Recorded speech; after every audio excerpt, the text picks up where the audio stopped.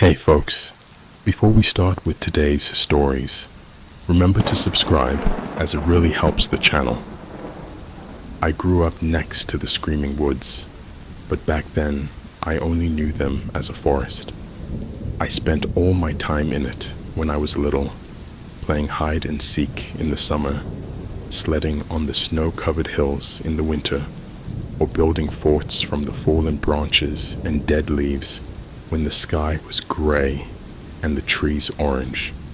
I'd never go further than a quarter mile into the vast ocean of wood at the edge of my backyard, but I didn't know why my parents watched me and my brother play with such diligence until first grade. It was during recess in mid-October, when the wind was cold and ready to shave the trees of their dying leaves, that Charlie first introduced me to the name. The Screaming Woods, he called it with a glint in his eye that showed a certain theatrical malice behind the tone, as if he wanted to share the fear that the name had invoked in himself. That's what my brother said it was called, the Screaming Woods, he repeated with twice as much showmanship, completed with a ghoulish accent on screaming. Half the class was listening to him now, with more of us on the way. He said that long ago, a man used to take children into that forest, and they'd never come back. But every so often, you can hear their screams echoing from the trees, begging for their lives. Our whole class was terrified. Our hearts pounded and fell in line with the Charlie's rhythmic storytelling. Every recess, we would spread rumors about the forest at the edge of our town. Sarah would say she could swear she heard the screams last night. Dennis claimed he saw the figure of a man walking around in the trees on his way to school. Our class was obsessed, and while everyone felt the fear inside their chest, I felt it the greatest because I was the only one who shared a backyard with the forest floor. I'd stand in my backyard and look at the trees that used to be my playground, and now all I could see were hiding spots for the man to wait in and watch me. Every creak, crack, and rustle of the wood as the autumn air blew through the branches released a new horrific vision in my imagination, robbing me of the safety I felt at home. Every night, as the moon cast shadows of the barren branches on my bedroom wall, I laid paralyzed under my blanket, afraid to make the slightest movement of the man would come through my window and grab me. My breaths were quick, my body was tired, and my heart beat against my chest like it was about to explode. And then it did. In mid-November, I was rushed to a hospital after waking my parents up with my painful yells. I was diagnosed with a congenital heart disease, something that was overlooked at the time of my birth. The doctors explained to me that I had a weak heart and that all my anxiety had caused it to be overworked. I'd have to be careful about it for the rest of my life, making sure to not put myself in a situation of immense stress that might trigger it again. I didn't understand it at the time, but when my parents doubled down on their protection of me, I realized the gravity of my condition. My parents, teachers, and even my older brother all protected me, but when I was alone in my room with the shadows dancing across my wall, nobody was there to stop my fear. That's when I decided I had to double down. Every day, I would stand in the forest for a minute. It was tough at first, and I never traveled more than a few feet beyond the trees. But after a few days without someone kidnapping me, during the minute, I became braver. A minute soon became 5, and after that 10, and by the end of the winter, I was sledding with my brother again. At school, I spent recess gathering every story I could hear about the forest to learn about the object of my fear. Soon, I started finding discrepancies in other kids' stories that disproved a lot of what I had heard. Sarah doesn't live close enough to the woods to hear screaming, and Dennis takes the bus to school, so others would have seen the man along with him. Soon enough, the shadowy branches meant nothing more to me than shadowy branches, and I would fall asleep without a problem in the world. But I would still feel uneasy when I went into the forest. It was never the same again. There were little changes, like when inviting friends over, I would tell them I lived in the house along the screaming woods instead of the house by the forest.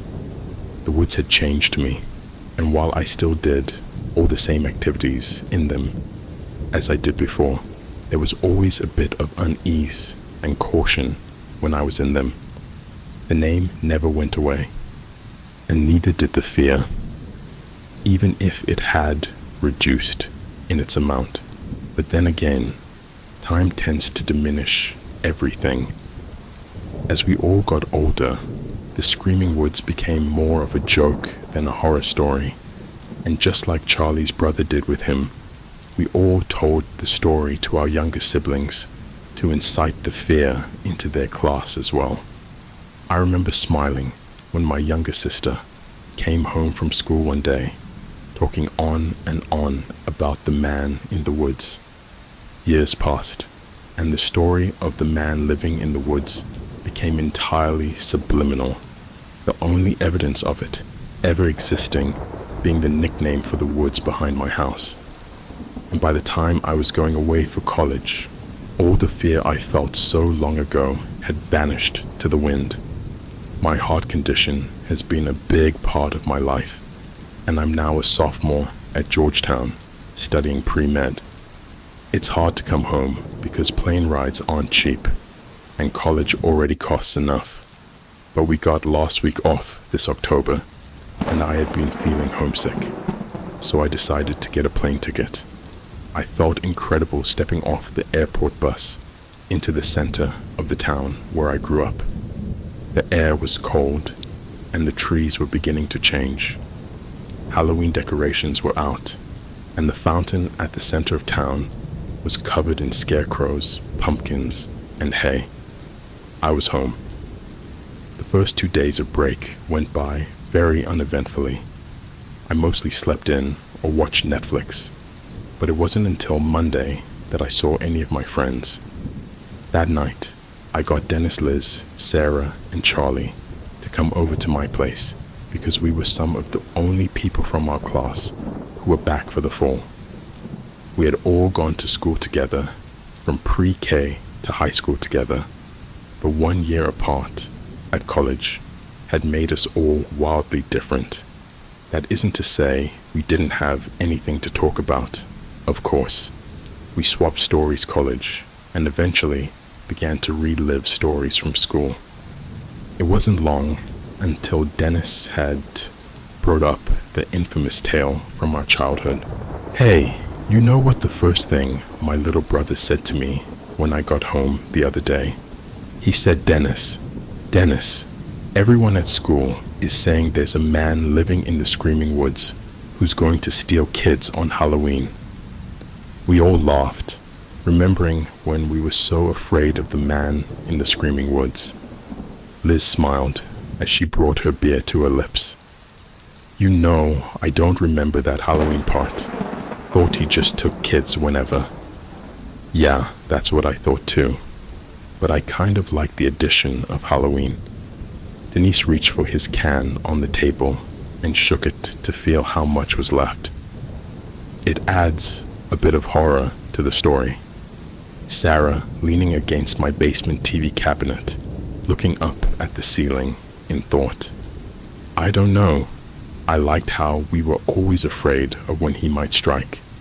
Like, if it's just for one day, then who cares? I was about to agree with Sarah when Charlie suddenly jumped out of his chair.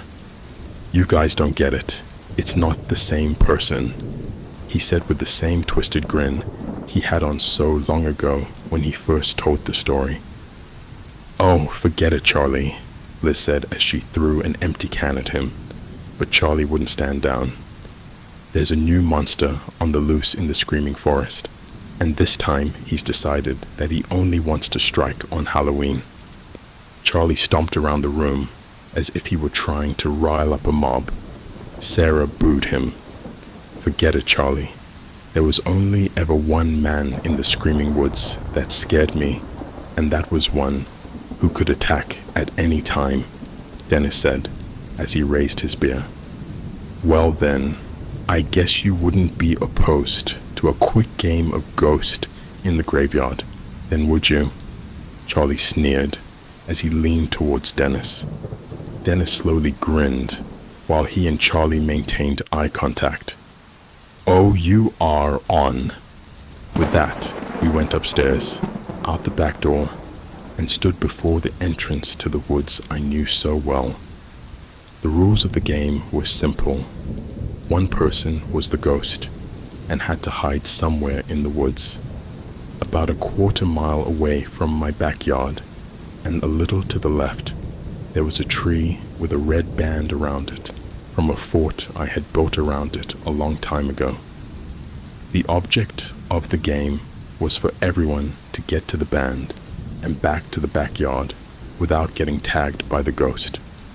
Each player would enter one at a time, and if you were tagged, you became the ghost next round. Without batting an eye, Charlie nominated that I be the first ghost because I know the forest so well, and I was pushed forward to start the game. I didn't object, knowing that I couldn't change Charlie's mind, and soon I was headed into the woods. It was a semi-cloudy night, which caused the moon to shine through the thinning canopy of dying leaves at intervals. As I walked further and further in, I could hear my friends counting down, become quieter and quieter. Soon I was alone, and all I could hear was the cold wind travel up the trunks of the trees and fly off into the night sky. I tried to ignore it, but as I walked around the darkness, I could feel the fear rising from my subconscious once more. I shook off the feeling and headed for a dense set of trees, about 3/4 on the way to the red band. I waited her for a few minutes, ready to jump out and scare the first person who came my way.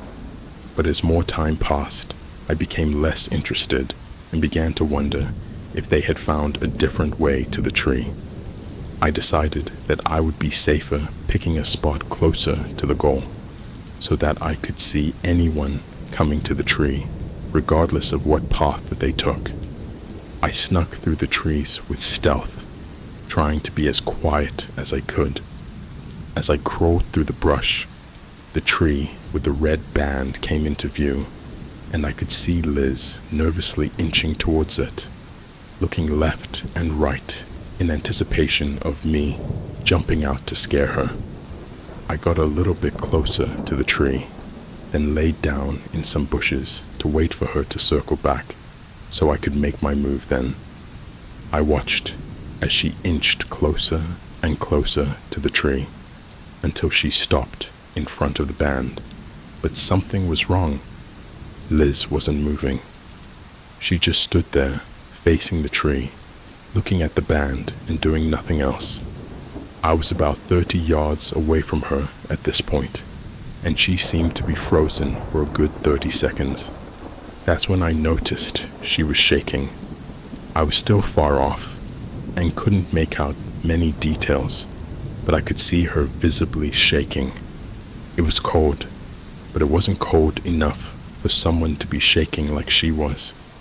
I was confused at first, not understanding what was going on, until I realized she was standing at an ever so slight angle. She wasn't looking at the tree. She was looking past the tree, off to the right. I couldn't see what she was looking at because I was on the ground, but I could tell she was scared. I had no idea what to do except lay and wait for her to move back, but after a solid minute, she still hadn't moved from her spot, and I was becoming very worried. After a few seconds, I slowly stood up, terrified of what I was about to see. My heart was pounding in my chest as I leaned to my right to get a better view of what Liz was looking at, but I didn't see anything. I squinted and tried to lean further, but there was nothing off to the right of the tree. No matter where I looked, it was just more forest, devoid of any monstrosity. My heart relaxed, but I could still see Liz shaking. I decided to call out to her. "Is everything all right, Liz?" I called as I stepped out onto the path and started walking closer. As I did, Liz spun around to face me, and my heart dropped. It wasn't Liz. My heartbeat picked up again, and I was frozen in my tracks. It wasn't Liz, but it was a girl. They were almost the same height, and they both had dirty blonde hair, but her face was completely different.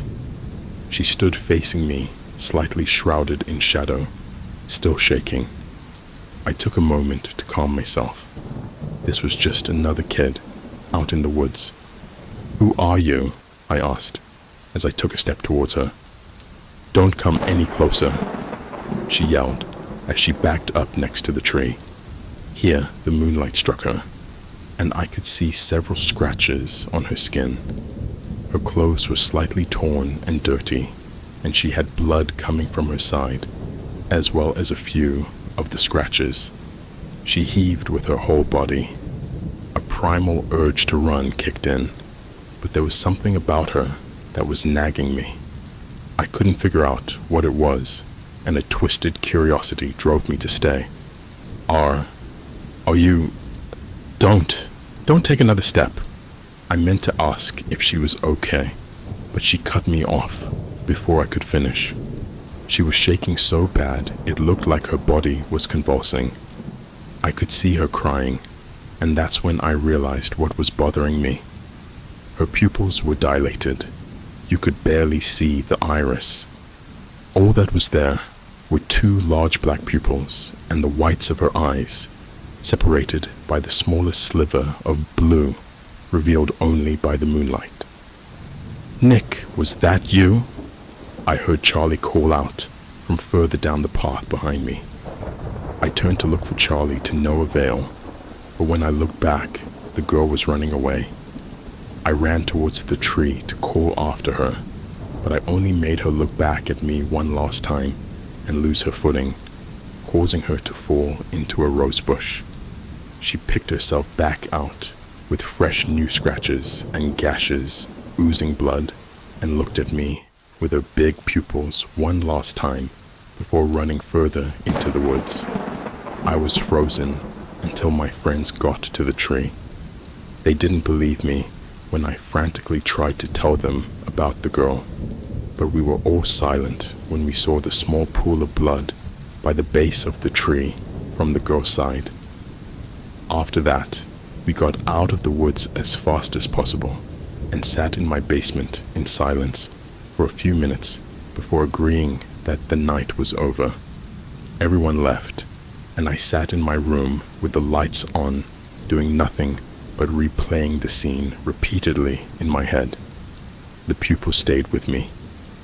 I had only seen pupils like that once before, on a lecture slide during a class on the effects of drugs. She was obviously scared, more scared than I was, and yet she ran further into the woods instead of out towards the town where people were. Her eyes signaled that she was probably on some type of drug, and that may explain why she ran the wrong way. But all those scratches were suspicious. Plus, her clothes looked like she had been in that forest for a long time. Either way, someone under the influence getting lost in the woods was dangerous, and I felt partially guilty for driving them to run away. I decided that first thing tomorrow, I was going to go back into those woods and find her. She looked like she was in trouble, and I wanted to help her. With that goal in mind, I turned off my lights and got under my covers, and for the first time in many years, the shadows on my wall were scary once again. A week ago, I found a girl in the woods in my backyard. She ran away before I could find out who she was, and I decided that I would go and find her. I had no idea that I'd find so much more. It was last Tuesday when I enlisted Charlie to help me with my search. You're crazy. Charlie sat on the beanbag chair my mom had bought for my 10th birthday, waiting patiently, listening to my entire pitch on finding the girl in the woods. I decided that if I was going to go through with this, I didn't want to go alone, and Charlie was the friend who had spent almost the same amount of time in those woods as me growing up. I don't think I am. Look, if she left that much blood just by standing next to the tree for less than a minute, she's got to have left a noticeable trail we could follow. Plus, she fell in a rose bush, so her wounds would only have gotten worse. Charlie frowned as he rolled his eyes. I get how we could do it. You made that very clear. The point is, I don't want to. Those woods are huge, and I was scared enough as it is last night. You're not genuinely scared that the man exists, are you? I said this with a grin, hoping that I could egg him into coming, but Charlie remained stiff. Actually, yeah, I am.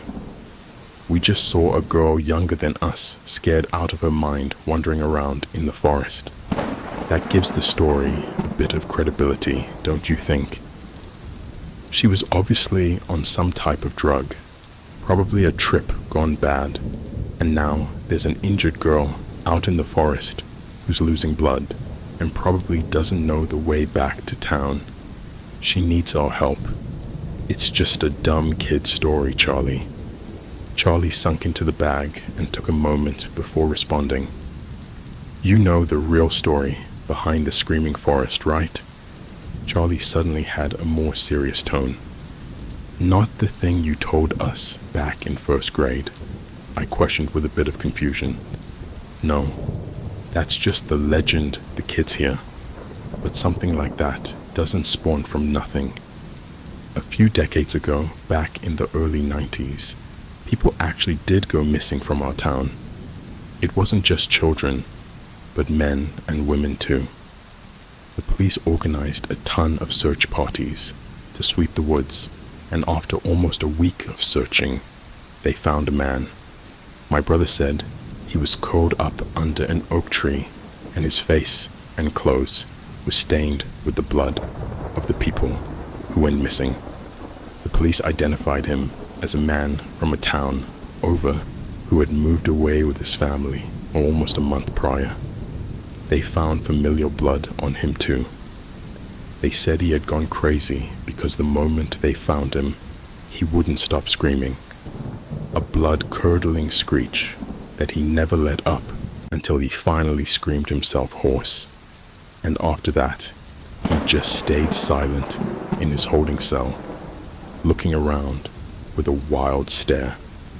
They had enough evidence to prove him guilty, but while they were waiting to put him on trial, it turned out the guy was diabetic, and he died in his holding cell from diabetic shock. How do you know all this? I asked. My dad's an officer. He liked to tell stories to guests after dinner, and my brother liked to listen from upstairs. He made the legend up because of it, but the fact is, there really was a man in the screaming woods. My dad said it was the worst case he ever saw. I was silent. The news that my childhood fears had been based in reality was a lot to handle, but as I processed what I had just heard, I found a sudden comfort in the knowledge that the man was caught. Well, the culprit was found right. Plus, nobody has gone missing since, or we would have heard about it. This girl is lost in the woods and hurt. You can't let something horrible that happened decades ago stop you from helping someone. Charlie wore a sideways glance. I could tell I was winning him over. I've already got 2 backpacks ready to go. I'll buy you food tonight after we find her. Charlie was sold. All right, but we're just going to find her and come right back. We threw the backpacks on and in little to no time at all, we were out the door and headed through the forest. The clouds were sparse, and the sun was outshining through the falling canopy of red, orange, and yellow. As I heard the crunching of twigs and dead leaves under my feet, I remembered why I loved these woods so much, even after being scared as a kid. It was a refreshing turn of scenery to the dark night before. In a few minutes, we were at the tree where the incident happened the night before, and we descended the small hill to the right to where the rosebush was. As I suspected, the bush had blood on it, and a trail of drops and splatters of dried maroon stained the forest floor, headed north. We followed the trail deeper into the woods. I was expecting to find the girl quickly, but as the first hour passed, we were well over 2 miles in, and the trail kept going. At this point, the blood was becoming less frequent, and I began to wonder how someone so wounded and confused could have gotten this far. The further we traveled, the closer the trees came together, and the rougher the terrain became. I could tell Charlie was getting tired. "How far could this girl have gone?" he asked in between deep breaths. "She can't be that much further. She was wounded and drugged up, so she would had stopped from exhaustion at some point." I tried to be as assuring as possible, but things weren't adding up. For her to lose this large an amount of blood and still be able to keep traveling didn't make sense. Plus, if she was on drugs, she must have already been a bit out of it. She should have been making circles or traveling in sporadic paths throughout the woods, but instead, the blood formed a direction straight and clear through the thick brush that was always directed north. Whenever it changed direction, it made a sharp and distinct turn instead of a slowly veering arc. It looked like she knew the woods better than I thought. Another hour passed, and we were miles in at this point when we reached a large river. The blood trail was really starting to thin, and one look at the river proved that if someone were to wade through, they would be chest high at the very least. "Did she swim? Well, holy shit. This girl doesn't quit," Charlie remarked as he took its seat next to the flowing water. It didn't make sense. The water was fast enough that someone swimming across would really have to push to not be taken down the river. I felt the water, and it was cold, meaning it would only be colder at night. There was no way someone in her condition could have swam across this. "Do you think she drowned?" Charlie asked with all the sympathy of a rock. "I don't know, but if she did get in the water, it probably would have rinsed her wounds enough that we'd lose the trail." I followed the sprayed path from a few feet back, marking how it came right to the riverbank and then took a hard left. The path then continued to the base of a thick tree surrounded by pines. The branches reached across the bank but became very thin, very fast. Still, the possibility of her climbing was the best idea I had, so I checked the tree for any markings of blood. After searching all around the stump, I couldn't find the slightest trace of red, but I could see that there was a significantly greater amount of blood near the tree than the rest of path, meaning she must have spent some time here. That's when I saw the thin rope up about 10 yards in the branches. It was painted to match the color of the tree's bark, and I would have thought it was a branch if I didn't notice how it stretched all the way from the top of the leaves, wrapped around a thicker portion of the tree, and then disappeared into a surrounding pine. I crawled into the pine, being poked on all sides by the bristles, until I came to the base of the tree and found the rope attached to a pulley and crank before it doubled back up the trunk of the pine and disappeared into the leaves. Naturally, I turned the crank, and as soon as I did, the rope began to move with it. With each turn, the crank made a click, and the rope moved through the pulley. "What the hell are you doing?" Charlie yelled out. "I found a crank back here. Is it doing anything?" "Yeah. You should come see this." I crawled back out from under the tree to find a thin bridge made from branches and logs suspended between two trees on either side of the river by the rope. The branches were from the same type of tree, so they blended in perfectly with the canopy above and was just the right length to reach across the river. "Holy shit," I said in utter disbelief. We lowered the bridge the rest of the way and found the same blood running across it as the path. I wasted no time and began to cross it. "Are you crazy? I'm not crossing that thing," Charlie said as I reached the middle of the bridge. It was surprisingly sturdy considering its materials. "We know where she went. She can't be much further." "Nick, we just found a mechanical bridge system miles away from town that this girl somehow knew the exact path to. I think we've got to get the cops." He had a point, but that same curiosity that held me in place the night before was begging me to cross the bridge. She's also severely injured and obviously has lost a lot of blood. It'll be more than 2 hours to get back, and by the time we call the cops, she could be dead. "Look, man, this is dangerous. I don't think one girl could build something like this. I'm out." I knew he was right, but I was frozen to my spot. I didn't know what to do until I started feeling the branches bellow my feet sag. I had been standing on the bridge for too long, and it was starting to break. I was right in the middle, and I could have gone either way, but my instincts caused me to run and jump to the other side of the riverbank just as the bridge broke in two. "Why didn't you run back?" Charlie yelled in frustration after I got back on my feet. "I don't know. I guess I thought that this way was closer."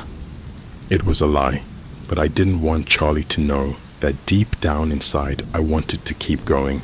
"Well, you'll have to try and swim back. Then we can get the authorities." "No," I said a bit too eagerly, and Charlie looked at me in disbelief. "How about you head back and get the cops while I keep following the path?" "Are you crazy? You're going to get lost out there, and then the cops are going to have to find 2 people. I'll be fine. I've got my phone on me and a few portable chargers in my backpack. I still get service out here. If anything happens, I can always call you, and you can always call me." "Fine. Go find your girlfriend if you want to be dumb, but call me as soon as you do. And if the cops start asking questions about why you decided to keep going after all this, you're the one that's going to have to explain it to them." Charlie turned back and stormed off, and I watched him as he disappeared into the trees. I turned to face the forest again when I noticed a glint of metal under a pine on my side of the bank. I got down to look at what it was to find another pulley and crank, completely identical to the first, with a similar looking rope threaded through it. I gave it a crank, and the rope supporting the 2 bridge halves started to pull upwards, indicating that the cranks could hide the bridge as well. Suddenly, I didn't feel as eager to go running off into the woods.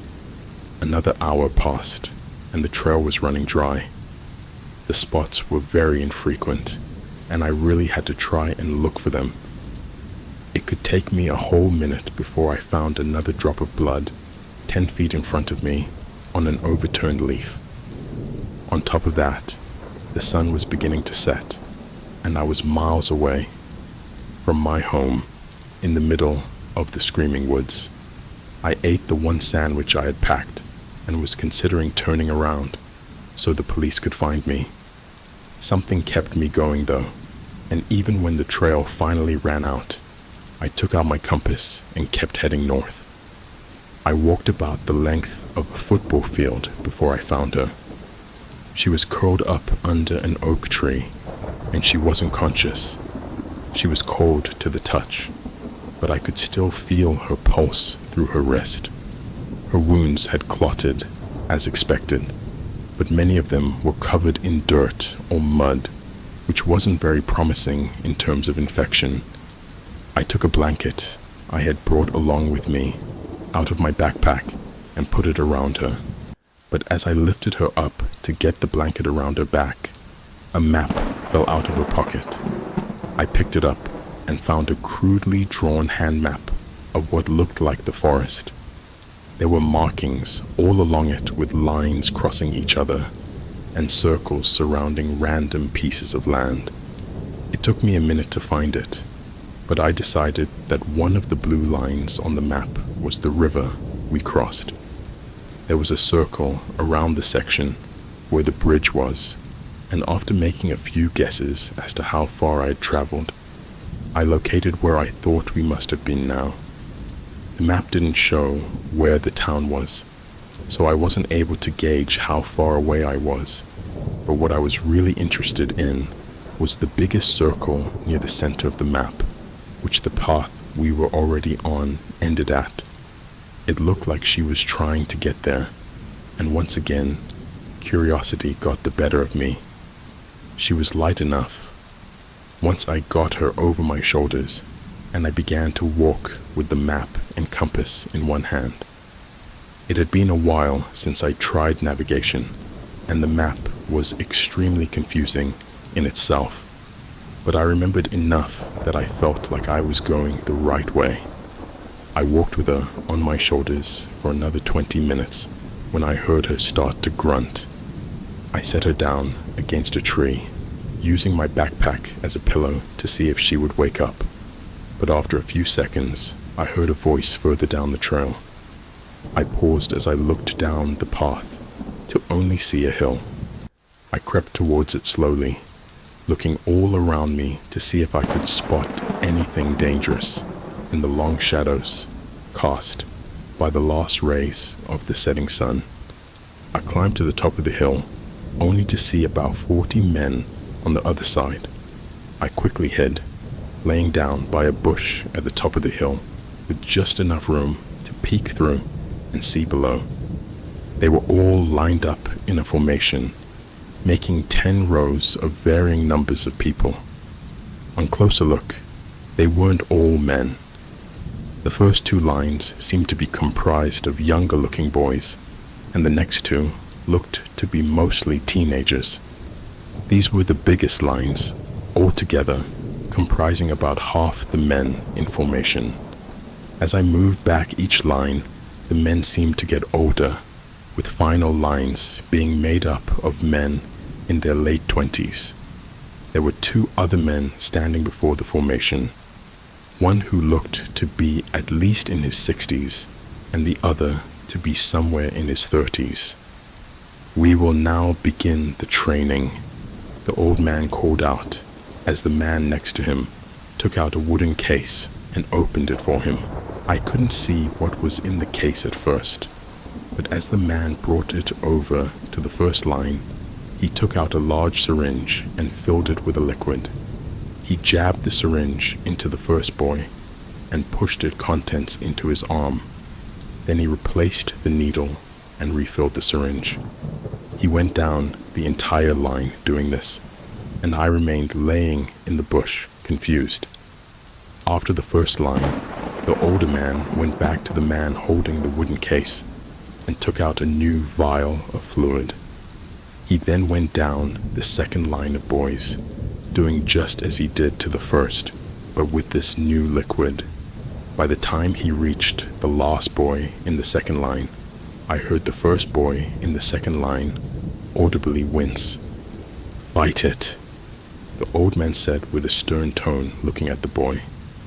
The boy didn't respond, but rather resumed his timid forward stare. Once again, the man grabbed a third vial and moved on to the teenagers, doing just as he had done before. But this time, I noticed a few of the teenagers shifting uncomfortably. The fourth line went, and they all appeared to be shaking, but they fought whatever impulses they had.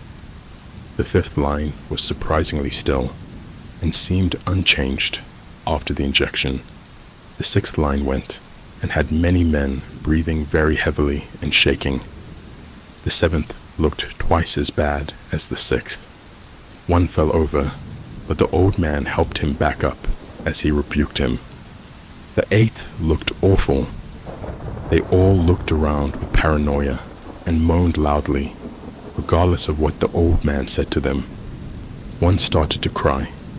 The ninth line was unbearable to watch. They screamed as loud as they could, and a few tried to run away. But some of the boys from the first few lines came over and held them down.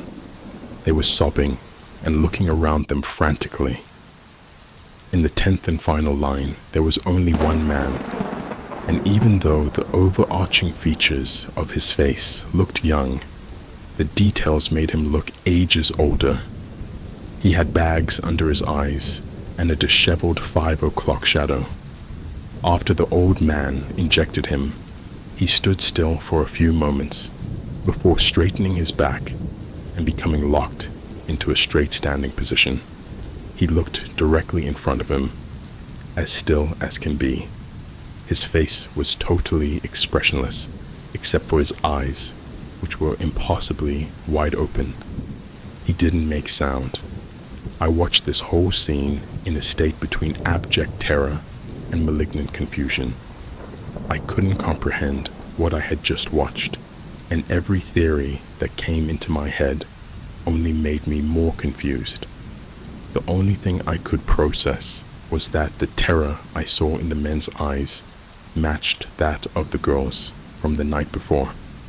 I laid on the hill, trying to draw more conclusions when I felt a hot sensation poke my back. I stifled a yell as I turned over to find myself facing the girl I had just been thinking about holding the pocket knife I had brought in my backpack to my chest. She looked pale and sickly, but I could see that her pupils had gone back to their regular size. "Don't make a move." My heart began to pound against my chest as the screams from the men below the hill rattled between the trees. I stared into the shaking eyes of the girl holding my own knife to my chest and saw that she was scared. It wasn't the same fear I saw from her the night before, but even though it had been almost 24 hours and her pupils had returned to a normal size, she still breathed heavy and had a slight tremor in her arm. Regardless, I could feel the pointed blade poke my chest right above where my heart was trying to break free, and I knew that it would be stupid to try and fight back. "Hold your fire," she yelled out to the men below, and the moment she did, every man who wasn't on the ground crying or stunned took out a weapon and pointed it to her. "Tara, we've got 2 squadrons out looking for you that have been searching since last night. Where the hell have you been?" I heard a voice call out from below. The voice sounded older, and even though the syntax of the sentence was harsh, the voice resembled that of a grandparent talking to a child. "I'm sorry, but right now I've got a wanderer below me, and I don't know what to do." The girl who I assumed to be named Tara never took her eyes off me as she spoke, the fear only increasing when she said wanderer. When she finished, I heard a scattering from below. Guns were cocked or reloaded, and whispers broke out amongst the men. "Am I supposed to kill him?" she asked to the man below, but since she was looking into my eyes, it felt like she was asking me. Everyone has a moment in their life where they realize that their time here is limited and they will eventually die. In that moment, not only did I have that realization, but I also realized that my time was about to end. The man bellow took all the time in the world to answer, as my heart was being brought to the edge of its capabilities. No, hold off. Everyone hold your fire. Bring him here, and make sure that he doesn't say a word. A momentary relief washed over me before Tara lifted the knife and stood up. She looked at me with an awkwardness that betrayed that she was unsure of how to bring me down the hill. "Get up," she ordered after her pause, and I rose to my feet. She reached out to spin me around, but paused before grabbing my shoulder and recoiled. "Turn around. Walk down the hill," she ordered, taking a pause in between commands. The moment I was facing the men, the knife was at my back. The metal blade pushed me forward with the promise of pain if I stopped moving for even a second. He had a backpack. "It's by a tree down the path, behind the hill," she told the old man as I was brought before him. A closer look revealed that the man's appearance matched his voice more than the words he spoke. He wore a plaid shirt tucked into soft khaki pants, and his gray hair was combed to cover the bald spots on his head. He stood a few inches taller than I did, and he wore a soft expression as he looked me over, eventually resting with a mutual stare. "Sam, Trent, go get the bag and bring it here. Don't open it. Kevin, gag him so he can't speak, and then blindfold him." The men compiled and did as he said. In moments, my sight and speech were suppressed, and the backpack was retrieved. "We'll bring him back with us. I want to talk to him before deciding what to do with him." The man gave orders with a tone that lay somewhere between gentleness and power. The two guards holding my sides loosened their grip momentarily as he finished his statement before reasserting their firm grasp. "So what if he is infected?" the man to my right asked with a shaky voice. "We've seen the sick. This one's well enough to be brought back for a moment." With that, I was led through the woods with only my sense of hearing to give me information. The most prominent sound I could hear were the men who had been screaming before when I was spying from the top of the hill. Their yells had died down, but there were still loud whimpers and the occasional outburst from behind me. From the sound of the footsteps, I sensed that there were about 4 people ahead of me, with the rest behind. I could hear the grunts of the old man ahead revealing that he was leading the way. The sun had fully set now, and the blindfold caused me to see utter blackness. After what felt like an eternity, the strange caravan had reached its destination. I was stopped for a moment while the soldiers around me yelled at one another before being silenced by the old man. "We're here. You can unblindfold him." My blindfold was taken off, and as my eyesight adjusted, I was greeted by an almost familiar sight. At first glance, it looked like my town. The architecture of the houses was the same, and I almost felt like I knew where I was. That feeling soon left when I noticed what was behind me. We were in what was almost like a valley, surrounded on all sides by a tall hill, accompanied by a chain link fence at the bottom. On second look, the town was clearly much smaller than my own, and there were a bizarre amount of trees everywhere. Wherever there was grass, a tree had been planted, creating a large canopy that covered the town from above. There were even trees planted on the roofs of the homes. They were smaller, but with the added height of the houses underneath, they reached the canopy to add to the town's natural roof. "Bring him to my office and guard the door. Don't let him say anything to anyone.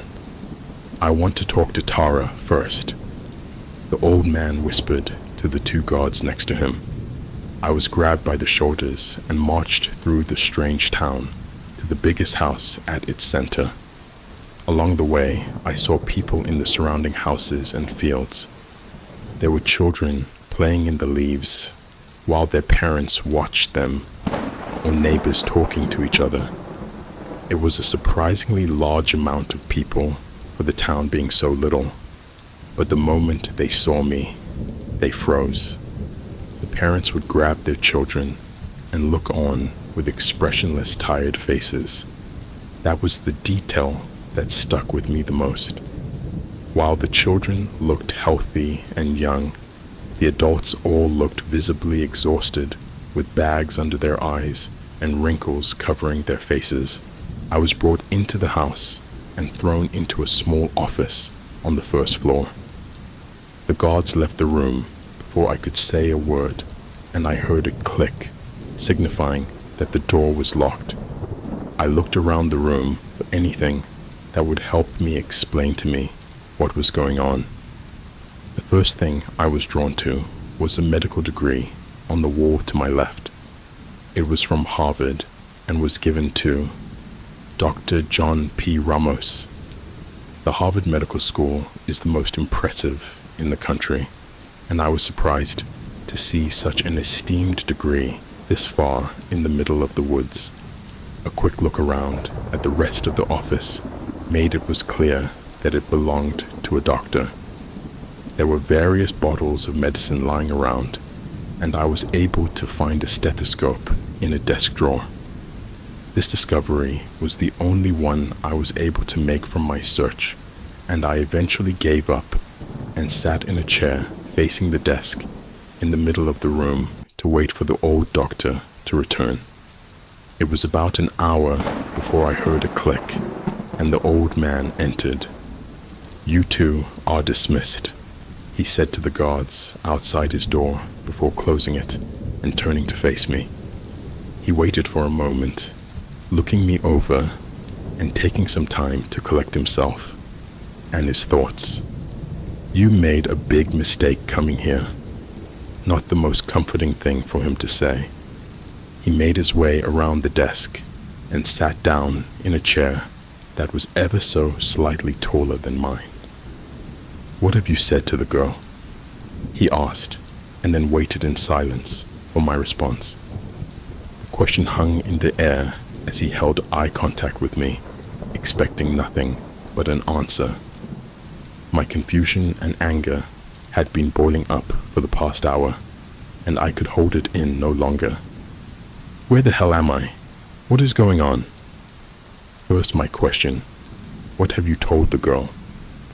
He wasted no time in his response. The grandfather tone he used when we were around the others had completely vanished. "Nothing. She was unconscious when I found her, and she didn't wake up until the hill." "Who are you? How many people followed you here?" he said without breaking eye contact. It was like he was trying to read every twitch my face made.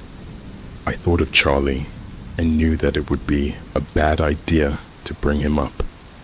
"No one. I saw her in the forest and followed her on my own to make sure she was okay." He smiled and then sat up in his chair. "You're lying." I kept a straight face, trying to guess what gave it away. "No, I'm not." With that, the old man reached into his desk and pulled out 2 glasses and a bottle of brown liquid. He poured it into the glasses and put one in front of me while taking his own and drinking it. I didn't touch my glass. "What's your name, son?" he said with his grandfather tone suddenly returning. My instincts told me to be on guard. "Nicholas. A lot of people call me Nick." "What do you know about medicine, Nick?" he asked with a friendly smile as he took another sip. I looked towards the wall at his degree, and even though he had been coming at me a few seconds before, I suddenly felt relaxed. "I'm actually a pre-med student at Georgetown," I responded, and the man suddenly lit up. "That's a very good program. I saw you looking at my degree." I guess you could figure out that my name is Dr. John Ramos. He leaned back in his chair and took a moment as he looked at me. What is the one thing that makes a man weak? He asked in all sincerity as he looked for me to answer. I didn't know what to say. It was a very forward and difficult question that I didn't have an answer to. It's fear, he responded. Fear is what drives us to be our worst selves and make terrible decisions. It's a plague that has affected us since the beginning of mankind. All of our flaws stem from the fear we have. He took another sip from his glass. I worked in medical research for quite some time when I was younger, and while I made a lot of progress in many fields, I was always brought back to the subject of fear. What makes us afraid? Flight or fight response. I read everything I could on the subject, and eventually I developed a theory on how I could erase fear from a person. His eyes showed a glimmer of passion as he spoke to me, as if I were talking to one of my professors. Unfortunately, my colleagues didn't like my idea and would deny me every time I tried to push forward with research. Every program said it was a waste of time and too abstract. That's why I built this place, so I could develop my theory and peace. He finished and leaned back in his chair. As I sat trying to process what I had just heard, I tried to formulate a question to help me understand when he spoke up again. I've taken a lot of steps to make sure no one has found us out here. They wouldn't understand, even if they tried. I know this. His grandfatherly tone was slipping away. I could see his gleam of passion transforming into a gleam of craziness crawling forward from his eyes. Yet we've had a few folks stumble upon this site from time to time. Hikers who traveled just a bit too far from home. He was leaning over the desk now. I usually order them to be killed the moment they are seen. Can't have them getting in the way. But you, Nick, you're the first one to end up getting tangled up with one of our residents. He was right in front of me and held his stare. What have you told the girl? I was thrown off when he said this, because when he said I was lying, I thought he meant about people following me here. Why was he so worried about Tara? He kept staring with malicious force, trying to intimidate an answer out of me. But I'd already told him the truth. I told you. She was unconscious up until I found you. He frowned as he slowly sank into the back of his chair. It wasn't the answer he was looking for. Very well, he said as he unlocked a drawer in his desk and pulled out a wooden box that looked very similar to the one I saw his assistant hold back in the forest. What did you see while you were at the top of the hill, Nick? He said as he drummed the top of the box. Nothing. I came after I heard screaming, and Tara stopped me right as I got there. You really like lying, don't you? Since you are looking to be a doctor, I assume you've taken a basic biology course. I've taken 2, I responded as I eyed the box between us. Well then, maybe you'll be able to understand a bit of my cure. When a person feels fear, 2 main things happen. Your adrenaline system kicks in, and your blood is flooded with the hormone cortisol. Do you know what cortisol is? It's the stress hormone. It's meant to help you make fast decisions during times of fear, I responded, not looking away from the box. During my research, I made a very interesting discovery. While the body may release adrenaline and cortisol as a response to fear, saturating the body with these 2 things can induce a state of fear too. It's a 2-way street, and that made me think. Dr. Ramos opened the box and pulled out a small bottle of liquid.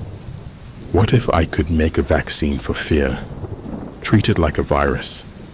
If you kept inducing fear on a person over and over, eventually their body would be so accustomed to it that feeling natural fear would be nothing at all.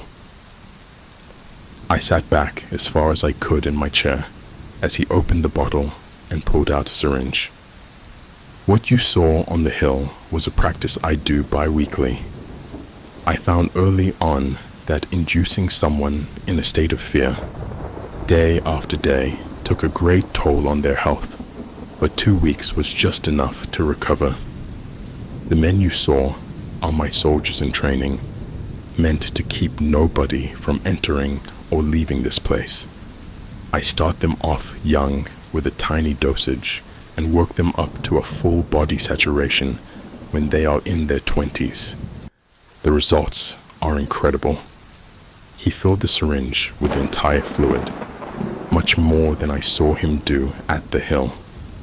This right here is the full thing, as much as the bloodstream can take. The fun thing is that when it induces fear, your body keeps making adrenaline and cortisol, so it can take hours before it's out of your system. He stood up from his chair, and I flinched as he held the syringe below the light. So, I'll ask you again, what did you tell the girl? I had no response. My mind was racing, trying to put together the pieces of this inhumane practice. All those adults with sunken eyes, the men screaming uncontrollably on the forest floor, Tara as she backed against the tree, bloody and afraid. What kind of monster could think this was healthy? I swear, I'm telling you the truth when I say she was completely unconscious up until we found you. The man sighed out of disappointment. I really had hopes for you, Nick, but I guess not even a future doctor can understand. Then he grabbed my arm and injected the entire syringe. I grabbed my arm as Dr. Ramos made his way to the door. I'll come back to you in the morning. Maybe then you will be willing to tell me the truth, he said as he closed the door behind him. He was gone before I could say a word. I looked around me, expecting something instantly happen, but I felt completely fine at first. I had normal breathing, and my heart rate was steady. But soon I began to feel hot. As I sweat, my heartbeat began to pick up, and my breathing grew heavy. I sat in my chair, trying to calm myself down, but the adrenaline was doing its job. As my heart rate picked up, and my body felt hot and fidgety, I began to panic, which set off the fear triggers in my brain. With that, the vaccine was completely in effect. The feeling of absolute terror is indescribable. I was expecting to see monsters and hallucinations beyond my wildest terrors, but for the entire time, I was aware of where I was. I was in an office and nothing else. Nothing changed shape, and the only noise I ever heard was the clock on the wall. Yet everything spelled absolute death for me. I now knew why the man in the 10th line stood absolutely still, because the fear was so great, I was completely paralyzed with the thought that any movement would cause an unseen force to strike me dead. Each tick on the clock was like a pin being stuck under my fingernail, as I silently sobbed about everything and nothing at the same time. The fears changed from primal urges of survival to existential dreads and insecurities. Then my heart picked up to a speed it hadn't reached since I was a little boy. I remembered my condition, and while my instincts were to calm myself down, the more I thought of my heart exploding in my chest, the more stressed I became, and the more cortisol my body released into my bloodstream. It took only moments before my heartbeat began to hurt, and I could feel every beat weaken my life force.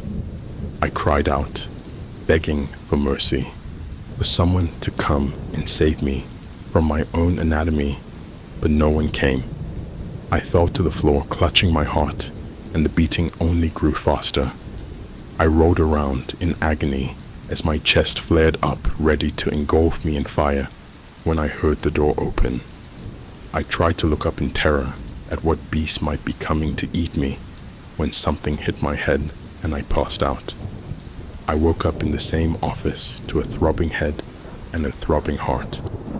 I could tell the cure was still in me because I was still afraid and jumpy, but not to the same degree before I passed out.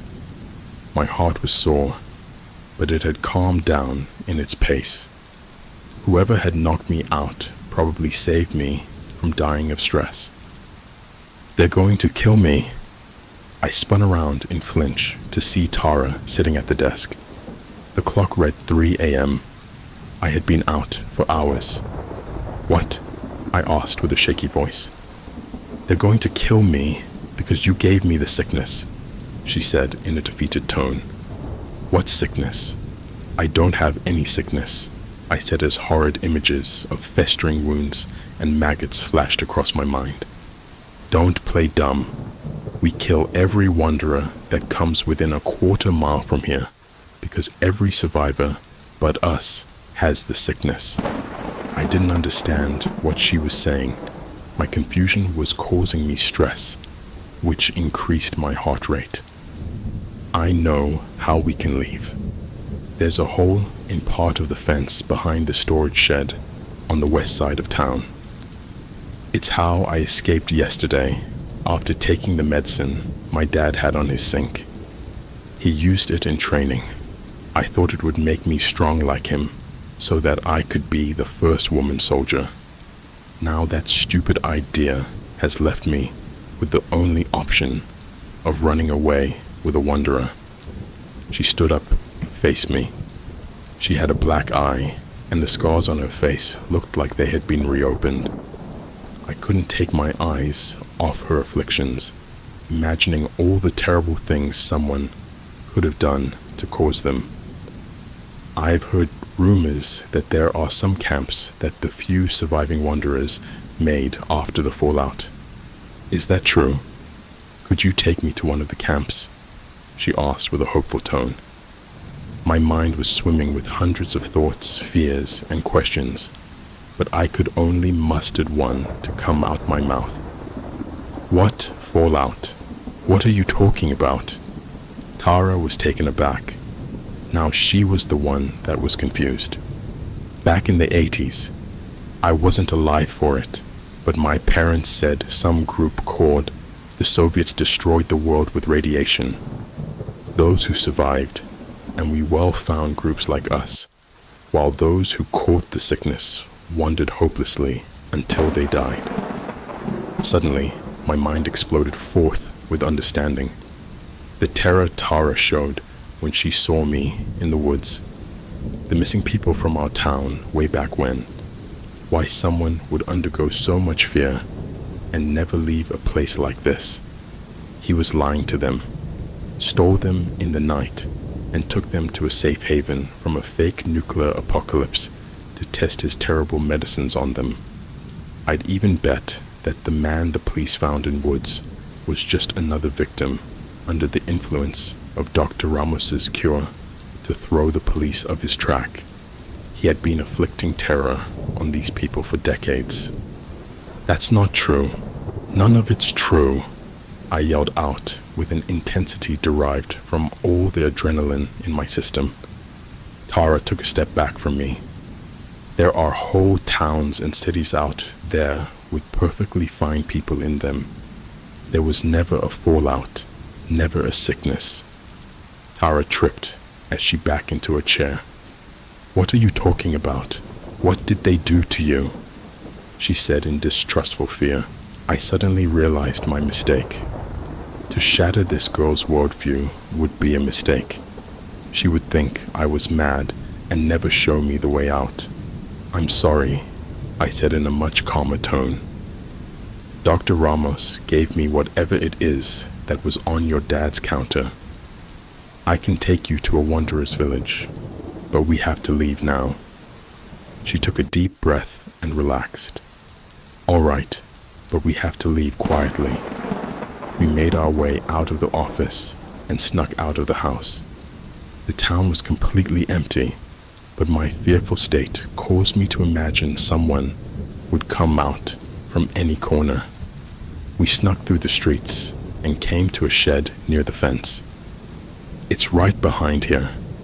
It's a tight squeeze, but you should be fine," Tara reassured me as we made our way behind the shed. But as we rounded the corner, I heard a click from behind. We spun around to be face to face with Dr. Ramos, holding a pistol pointed in our direction. My heartbeat picked up to full speed once again. You think I wouldn't be suspicious when the screams for help from my office suddenly stopped in the middle of the night?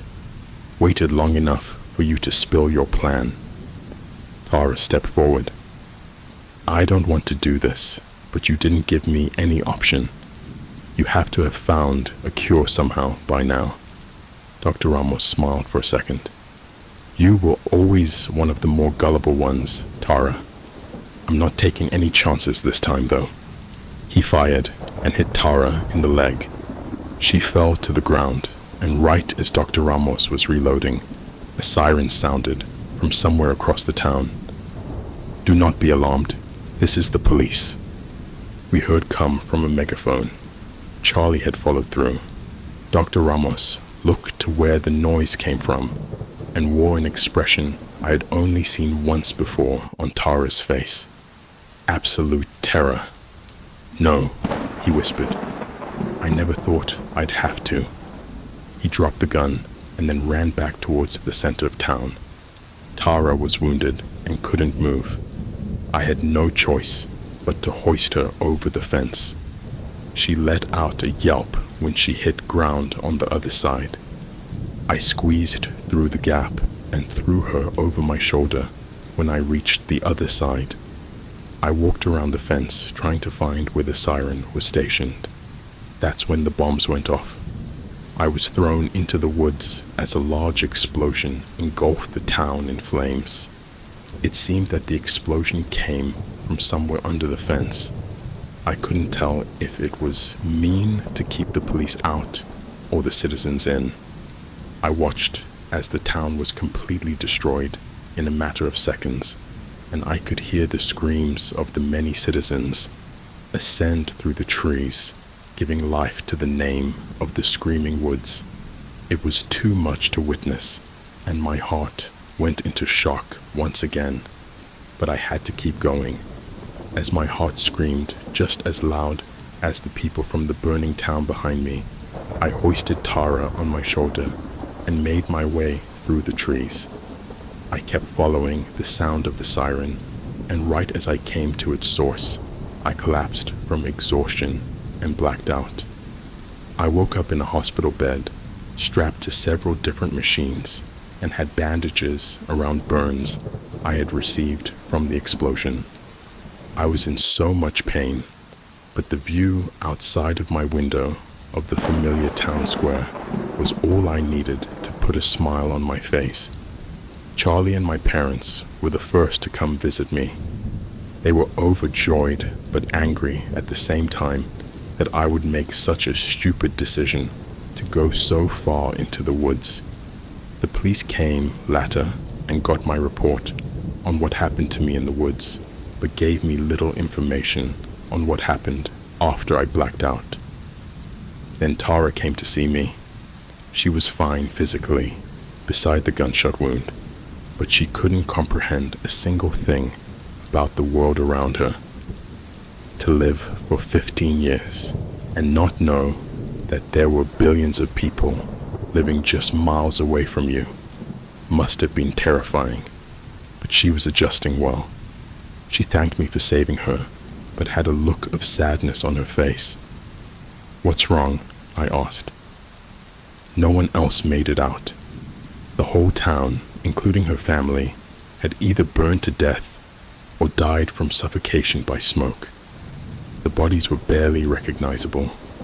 I gave her a hug because that's all I could offer. I recovered for the rest of the week, and by Sunday, Tara had been living in our house. and my parents were falling in love with her. I was a hero amongst my friends, and I went back to college with a grand exit from the mayor. As the bus left the town, I watched the trees roll by my window. I thought about how I had been so scared so long ago, but now the name The Screaming Woods was something of pride to me. And who knows, maybe my story will become the next tale passed down by our town for generations, and this one will be real. My husband and I always wanted our son to be adventurous. We wanted to watch him grow up, asking questions about everything, seeking out answers, and looking for adventure. It seems like whenever parents have a deep desire for how they want their children to be, their children instinctively know and go the complete opposite direction. As Sam grew up, he became very introverted and would actively ask when it was time for bed. He loved to sleep, and our doctor gave a lot of explanations. All the illnesses had been checked and crossed out before he said, "I think he just likes to get away from reality. He likes his dreams more than he enjoys life." This was at the age of 8. This actually depressed us as parents. What could be so wrong, so uninteresting about his life that he would come home and just sleep? The doctor recommended that we plan family activities that were geared towards him as a way to engage him in life. Give him something to be excited about after school. So, for our very first trip, we decided we would go on a hike. The mountains were about an hour away, and we considered this a mild introduction to our new family habit. When we told Sam where we were going, he was ecstatic. We knew then that hiking had been the right activity. On Saturday, we threw together some backpacks, lunch, water, and even a magnifying glass so Sam could inspect everything closely. He was so excited the entire way there. We were all thrilled. When we parked at the trailhead, Sam leapt out of the car and almost ran up the trail without us. I had to call him back so we could keep an eye on him. The hike was short, maybe half a mile, but Sam tried to run it like a marathon. We kept calling for him to come back and check out this bird, or this butterfly, or the log that looked like a grandpa's face. He would come and look to humor us, but then run ahead. Eventually, we gave up trying to point things out and let him just run through the woods. We were pleased that he had taken so well to the trip. For once, Charlie and I felt like we knew what we were doing as parents. Anyone who's a parent knows how that feels. We got to the end of the trail and ate our lunch. We were at a ledge along the mountain that was more like a hill. The sun was high overhead, and we could see over the trees for miles.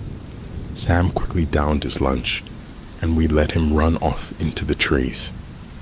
"Not too far," I warned him. He obeyed, and we could always see him. From the rock where we sat, I watched Sam while Charlie went to the bathroom. I watched Sam pick up sticks, swing them at bushes and tree trunks until the stick broke, then pick up another one. He picked one up that was too short to be swung, but he smiled wide at it and ran around with it in front of him, using both hands. Finally, he ran over to me and said, "Mom, feel this stick. It feels so cool." "Oh yeah," I grinned, taking the stick from him.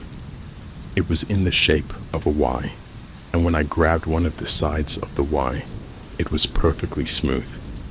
It looked like someone had taken a knife and whittled a bigger branch down into this smooth, slingshot-shaped stick. The two sides of the Y were curved, almost like bicycle handlebars. "That's very smooth," I said to encourage him. He looked at me funny, then ran back into the woods to keep playing. We packed up lunch, stuffed everything back in the backpacks, and announced that we were ready to hike back. Sam came back without a fuss, and we began walking down the trail. Instead of running ahead, Sam lagged behind, still clutching the Y-stick. He held it in front of him with both hands as before, and was swinging it around slowly, as if it were a magnifying glass, and he was searching for something. "Come on, Sam," Charlie encouraged, gently, when he stood in one place for too long. We both had to stop because he had fallen so far behind.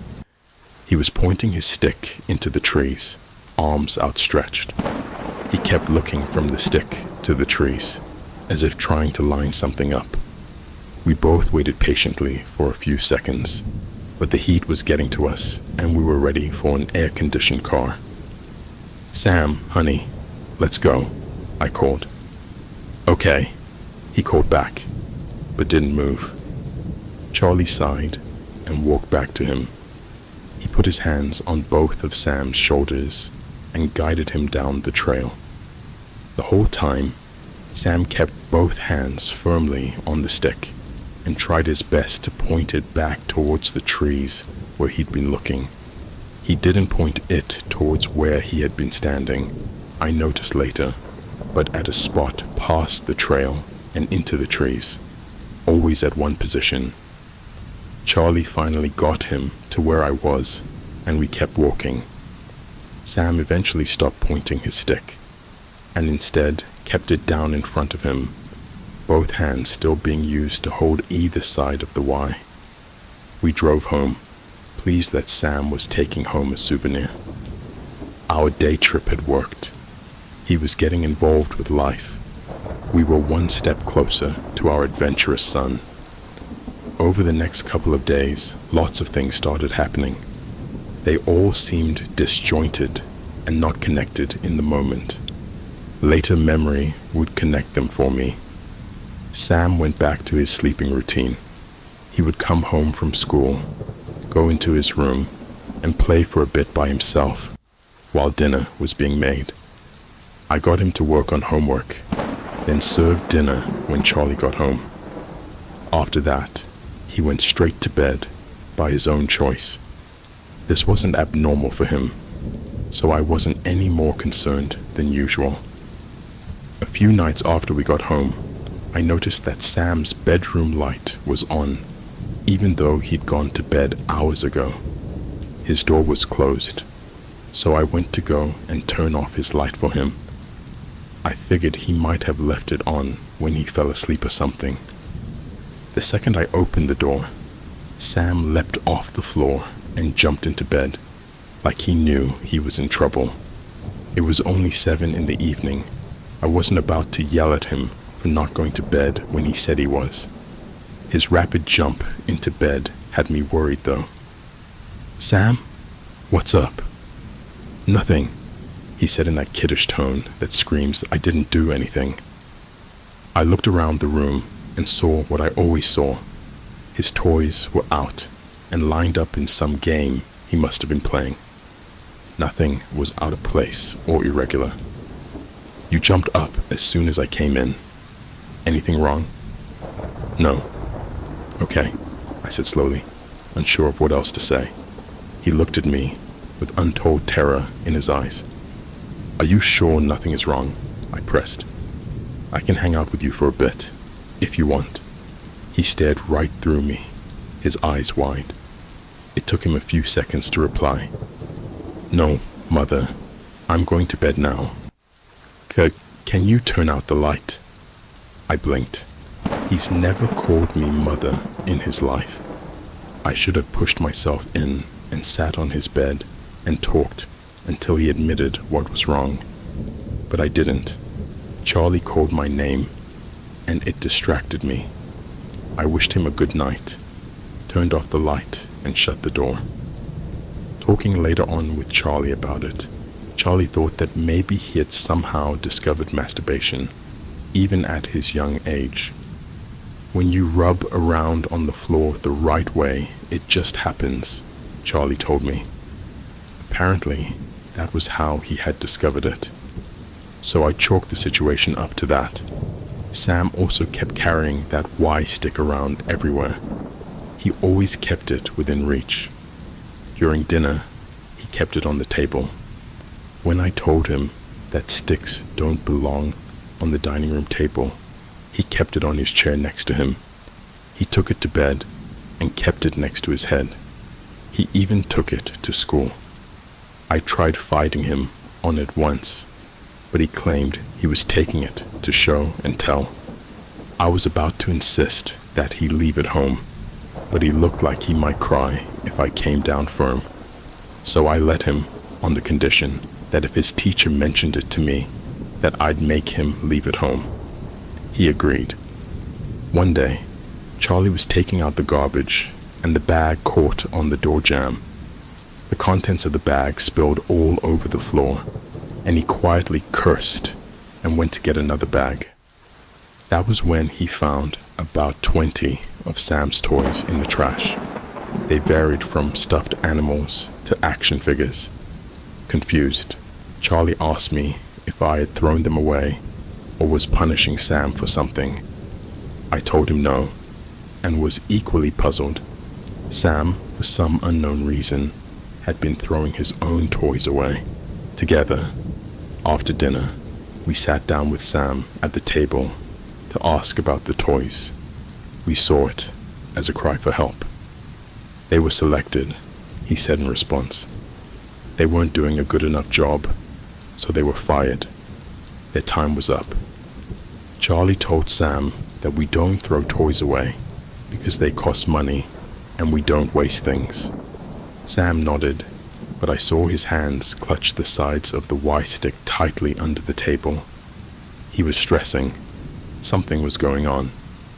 We ended the conversation on a light note, and Sam understood why we were upset. He promised not to throw away any more toys, then ran off to bed. I just remember thinking how strange the sentence was. Their time was up. That was an adult's line, not something you hear from kids. Sam's school sent an email to all the parents about 2 weeks after our hiking trip.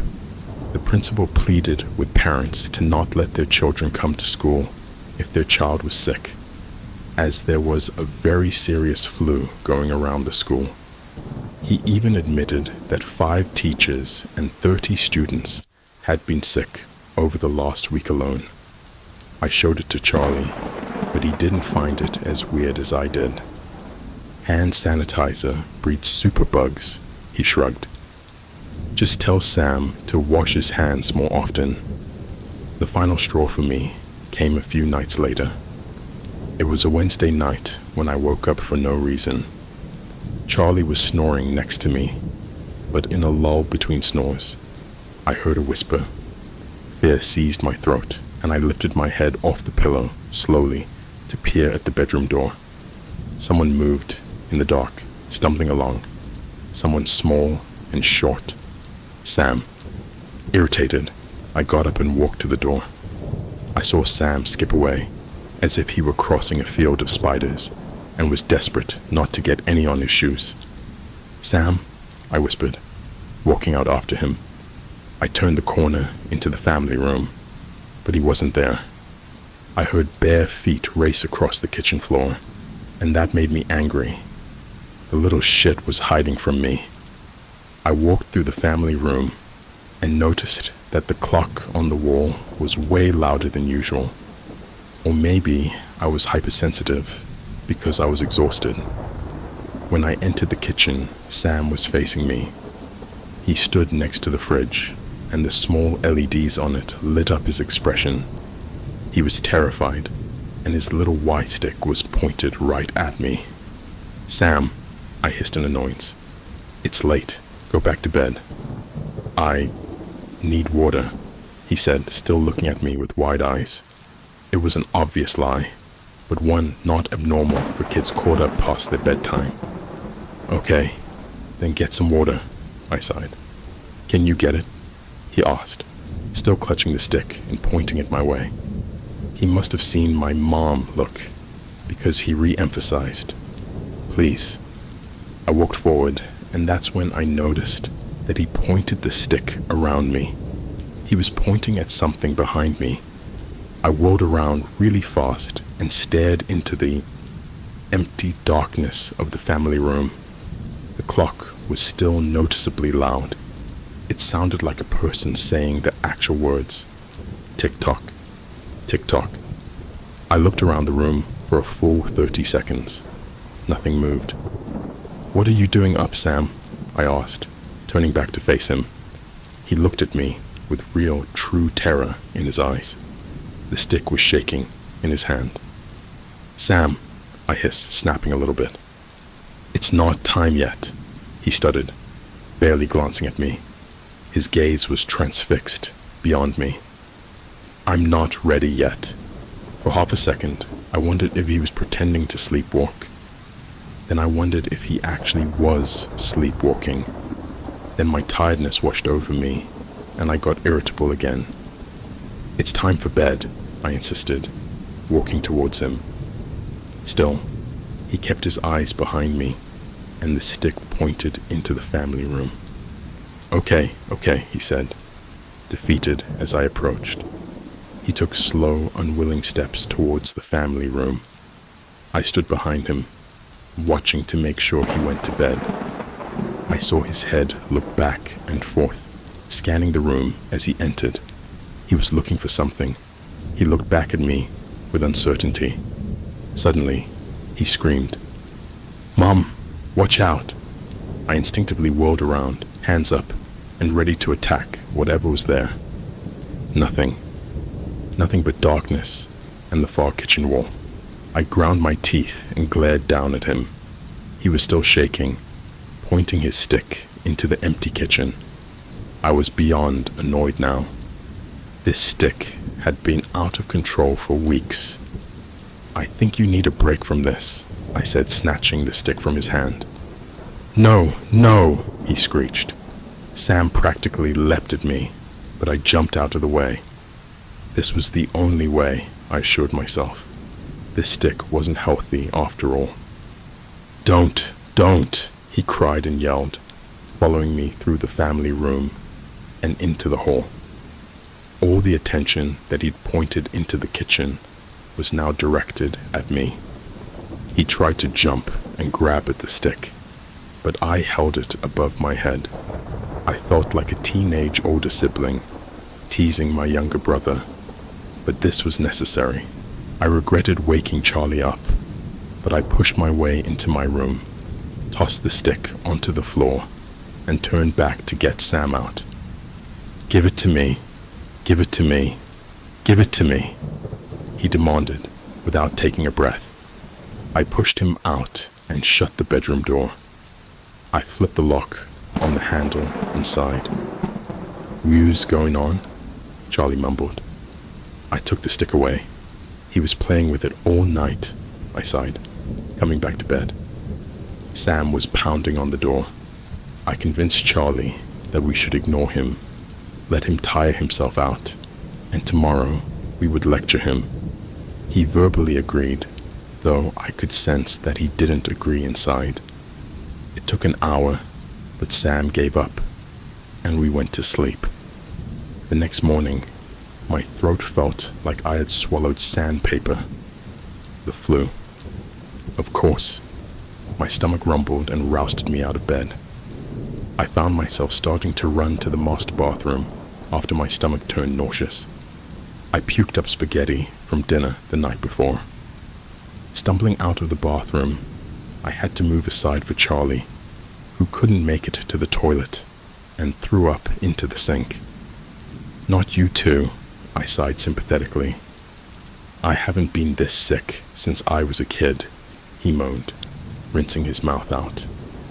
I rubbed my eyes, still tired from Sam's ordeal last night, and got in the shower with the lights off, hoping it would help my light sensitivity. Charlie decided to call in sick and rest for the day. I got ready for the day so I wouldn't lounge around in my pajamas all day, feeling even more sick. When I was completely ready, I unlocked the bedroom door and stepped out. Sam was nowhere in sight, which meant he had gone back to bed. Good. Sam, I hope you're getting ready for school, I said loudly. No reply. I went to his room and found the door shut as usual. I twisted the handle and pushed, but the door was stuck. The hell, I muttered quietly. Using my shoulder, I shoved hard against the door. I heard a clatter, then the door opened. As I entered, I saw three things right away. One, a chair had been placed under the door handle, preventing it from opening easily. Two, the window was wide open, with the screen missing. And three, Sam wasn't in his room. We called the police immediately after searching the house from top to bottom. If we hadn't called them, I have no idea where we would have started. Should we have driven around looking for him? Called his friends' houses to see if they knew where he was? The police were helpful, and I spent a miserable half day sitting by the phone, puking my guts out and worrying about Sam.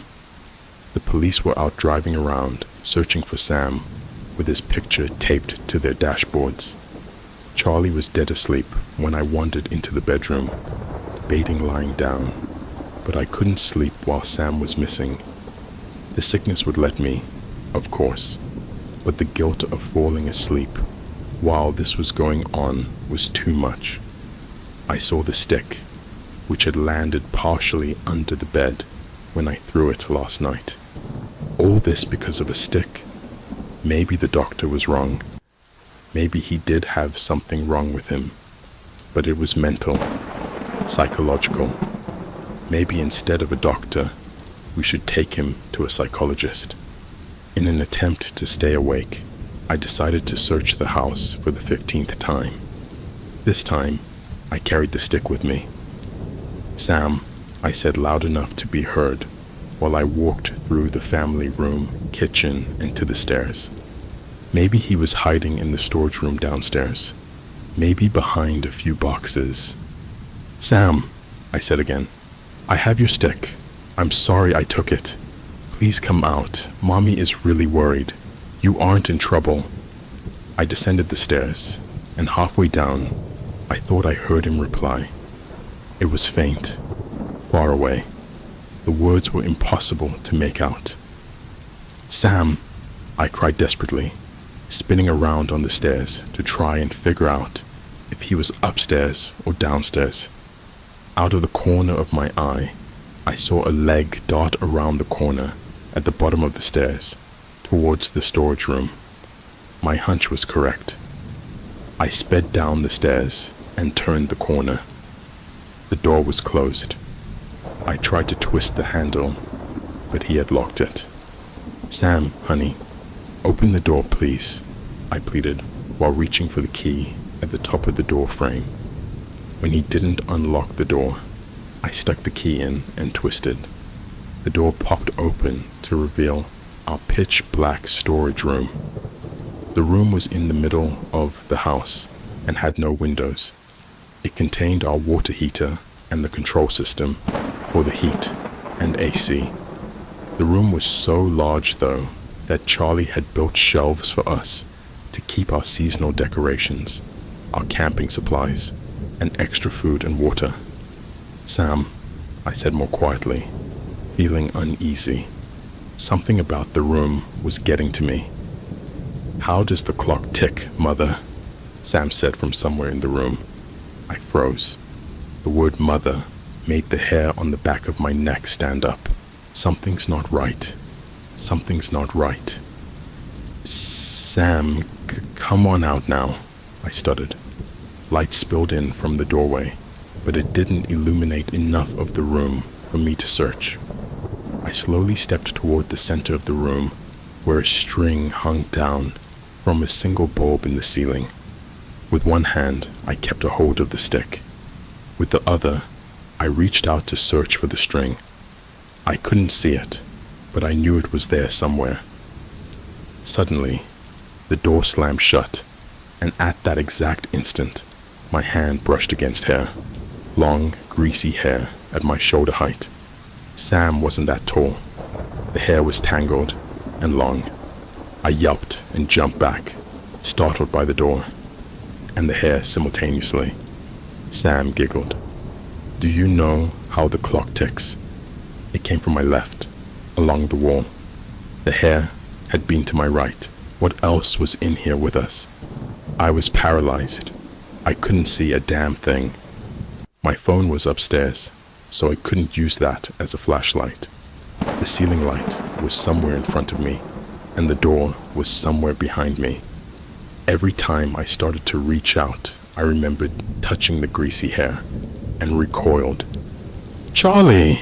I called upward, hoping he could hear me, hoping he was awake. "Tick-tock, tick-tock," Sam said again. My brain instantly remembered the sound the clock had made the night before. It was the same voice, faintly a voice, and faintly background noise at the same time. "Sam," my voice hoarsely whispered. I had to throw up again. I swallowed bile and felt one more time for the string. It brushed my hand and I jumped back before realizing that I was feeling string, not greasy hair. Resolutely, I launched my hand out and grabbed at the string. It swung into my hand and I yanked on it hard. The single ball buzzed to life and something moved to my right. I screamed at the top of my lungs when I saw white and black. It's taken me a long time to place the shape, but now I'm certain.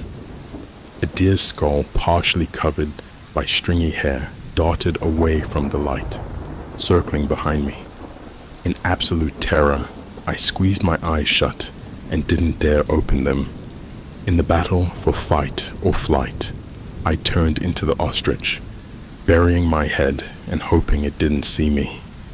I started sobbing and wanted to run for the door, but I was too scared to open my eyes. "Mommy?" Sam called from my left. I didn't respond. I was sobbing too hard. "Mommy, help. I'm stuck." Very, very slowly, I moved one finger and looked to the side.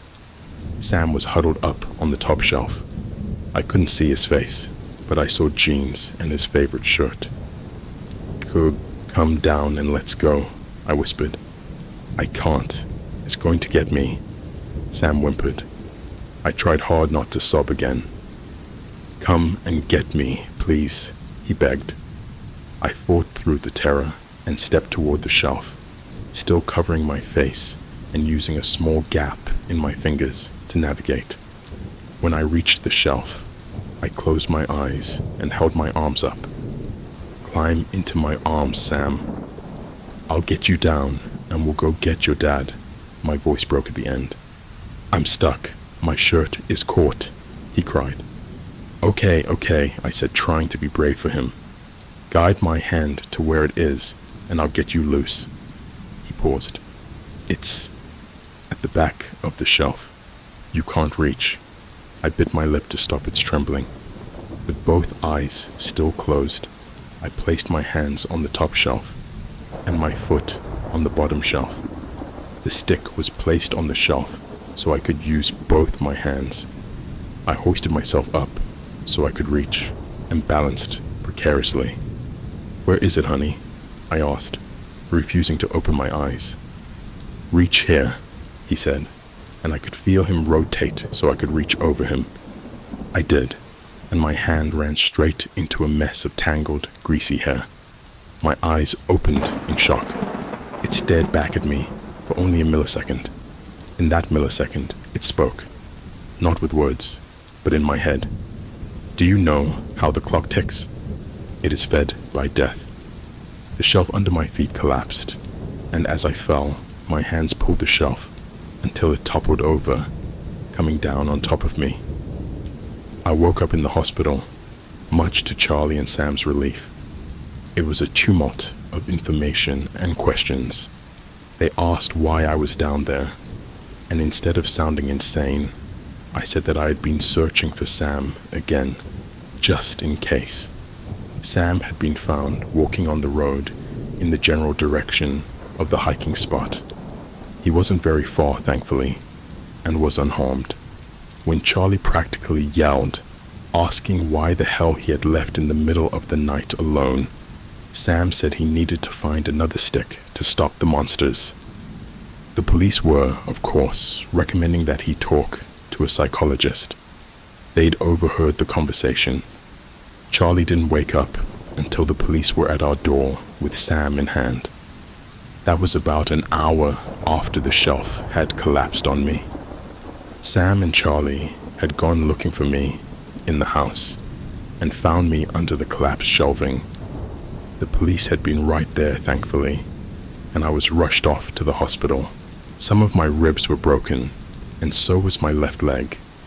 The shelf that had collapsed on me had held our camping tent, the fake Christmas tree, and a few other half-empty boxes. I was lucky that it wasn't the food storage shelving. The door was locked when they got to it, and the key wasn't in the lock, so they had to break it down. The second Sam saw the scene, he apparently stood over me in a protective stance. Looking all around, Charlie left to get the police before they left upstairs. A couple of days after I got released from the hospital, and after Charlie had recovered from a flu that knocked him off his feet, I got to talk to Sam. I asked him outright what had been going on. It took a few minutes of him denying that anything was wrong. I saw the monster, I admitted, which a parent really shouldn't do to their child. You did? He asked incredulously. I nodded. You and Dad never saw them before. When did you see them? Them? I asked nervously. Sam told me what had been happening for the last few weeks. He had stumbled upon the stick by literally tripping over it. It had spoken to him, and he took it to play with it. Whenever he had the stick, he could see the monsters. They were scary, but they stayed away when I pointed the stick at them, he said. A few of them had followed us home, walking alongside us on the trail. They came into the house at night and snuck around. They came into Sam's room, our room, everywhere. They told me that someone had to die. They told me that you had to die. So he offered the monsters toy sacrifices to satiate their hunger, but they were unsatisfied. Whenever I didn't have the stick, I could feel them try to grab me, but they stayed away whenever I had the stick. They kept telling me that your time was up. Whose time? Yours, Mommy. They sat with him at night and changed tick-tock at him. They tried to convince him to put the stick down. They offered him candy that the big blurry man pulled out of thin air. At school, they followed him and said they would hurt people until he put away the stick. 5 teachers and 30 students got the flu while they threatened that. He held on to the stick as often as he could and patrolled the house at night to keep them out of my room. That was until I took the stick. Apparently, he had grabbed the stick from a skeleton in the woods. It looked like an animal's skeleton. He had seen another one just like it when he got the first one. So he was going to go back and get the second one so the monsters would stop smiling. One had followed him on the streets, he said, but now they were all gone. And after looking through the mess of the collapsed shelving, so was the stick. Sam told his psychologist about our conversation. His psychologist told me very angrily that I should not have admitted anything like that because it fed into his delusions. He was being looked at for possible schizophrenia. I'm thinking I should be tested too. How else do I explain everything that happened? One detail stands out that I can't explain. I had unlocked the door to the storage room and left the key in the handle. So why was the key found dangling from the light bulb string